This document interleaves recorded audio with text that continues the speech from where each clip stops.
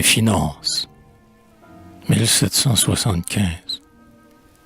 Quand Terray nous mangeait, un honnête bourgeois, lassé des contretemps d'une vie inquiète, transplanta sa famille au pays champenois. Il avait près de Reims une obscure retraite. Son plus clair revenu consistait en bon vin. Un jour qu'il arrangeait sa cave et son ménage, il fut dans sa maison visité d'un voisin, qui parut à ses yeux le seigneur du village. Cet homme était suivi de brillants estoffiers, sergent de la finance, habillé en guerrier. Le bourgeois fit à tous une humble révérence. Du meilleur de son cru prodigua l'abondance. Puis il s'enquit tout bas quel était le seigneur qui faisait aux bourgeois un tel excès d'honneur.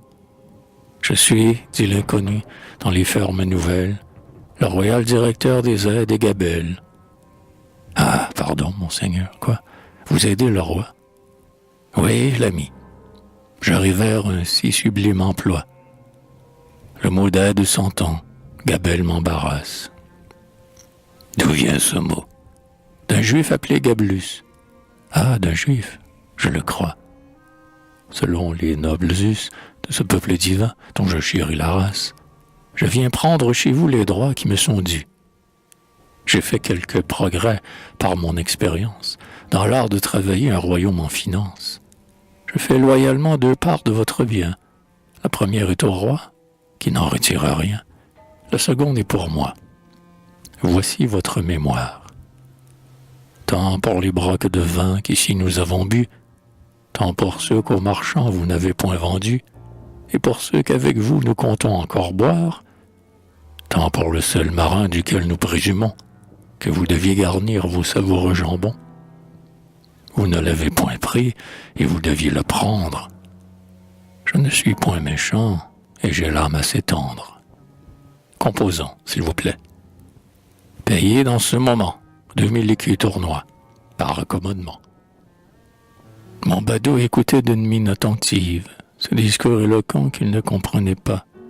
Lorsqu'un autre seigneur en son logis arrive, lui fait son compliment, le serre entre ses bras. Que vous êtes heureux. Votre bonne fortune, en pénétrant mon cœur, à nous deux est commune. Du domaine royal, je suis le contrôleur. J'ai su que depuis peu vous goûtez le bonheur d'être seul héritier de votre vieille tante. Vous pensiez n'y gagner que 1000 écus de rente. Sachez que la défunte en avait 3 fois plus. Jouissez de vos biens, par mon savoir accru. Quand je vous enrichis, souffrez que je demande, pour vous être trompé, 10 000 francs d'amende. Aussitôt, ces messieurs, discrètement unis, font des biens au soleil un petit inventaire, saisissent tout l'argent, démeublent le logis. La femme du bourgeois crie et se désespère. Le maître est interdit. La fille est tout en pleurs. Un enfant de 4 ans joue avec les voleurs, heureux pour quelque temps d'ignorer sa disgrâce. Son aîné, grand garçon, revenant de la chasse, veut secourir son père et défend la maison. On les prend, on les lie, on les mène en prison. On les juge, on en fait de nobles argonautes qui, du nord de Toulon devenus nouveaux hôtes, vont ramer pour leur roi vers la mer de Cadix. Un pauvre mère expire en embrassant son fils. L'enfant abandonné gémit dans l'indigence. La fille sans secours est servante à Paris.